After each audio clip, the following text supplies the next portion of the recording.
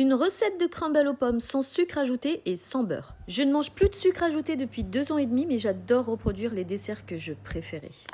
Je vais préparer 6 verrines individuelles que je vais pouvoir conserver au frigo, mais je vais aussi en mettre un dans un tupperware pour 2 ou 3 personnes que je vais ramener à mes parents. Ce qui va remplacer le beurre et le sucre dans cette recette, ce sont les dattes. Elles ont un pouvoir liant et sucrant, donc c'est top.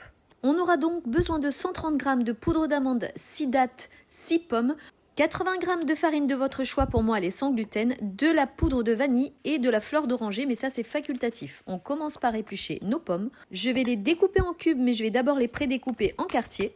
J'utilise cet ustensile, mais vous les découpez comme vous voulez. Je les mets dans un plat allant au four et je vais les arroser un peu de citron pour qu'elles gardent leur jolie couleur.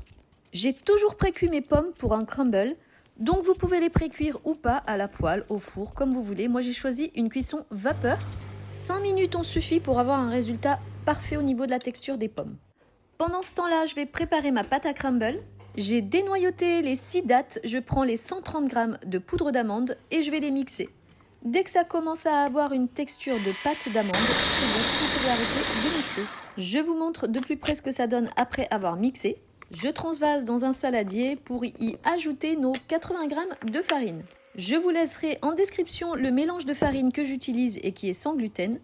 Là, je mélange les 2 préparations jusqu'à obtenir, là, regardez bien en image, une pâte que je puisse presser dans la main et qui s'amalgame, puis qui s'effrite de nouveau comme une poudre. Mes pommes sont parfaitement cuites, je vais y ajouter un petit peu de poudre vanille et de fleur d'oranger, mais ça, c'est facultatif, mais je trouve que ça donne un super bon goût au crumble.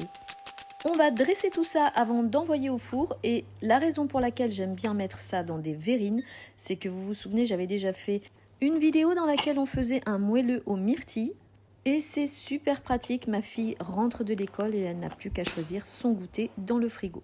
Je commence à dresser avec une petite cuillère à café au fond de la verrine, mais ce n'est pas obligatoire, c'est juste de la gourmandise. Ensuite, je rajoute les pommes et je remets de la pâte à crumble au-dessus. J'ai fait 6 petites verrines et maintenant je vais dresser le tupperware que je vais ramener à mes parents. J'en profite pour vous dire que si je ne mange pas de sucre ajouté, c'est parce que je fais du psoriasis et j'ai dû arrêter énormément d'aliments que je mangeais avant et que ce n'est pas pour perdre du poids. Je précise aussi que je ne suis pas pâtissière et que j'ai beaucoup à apprendre. Si vous avez des conseils à me donner, je suis preneuse. Et que si vous testez cette recette de crumble sans sucre et sans beurre, j'ai hâte d'avoir vos retours pour que vous puissiez me dire ce que vous en avez pensé. En tout cas, moi je l'ai trouvé excellent. Et le top avec ces verrines, c'est que je vais les mettre au frigo 2-3 jours ou au congélateur jusqu'à 2 mois.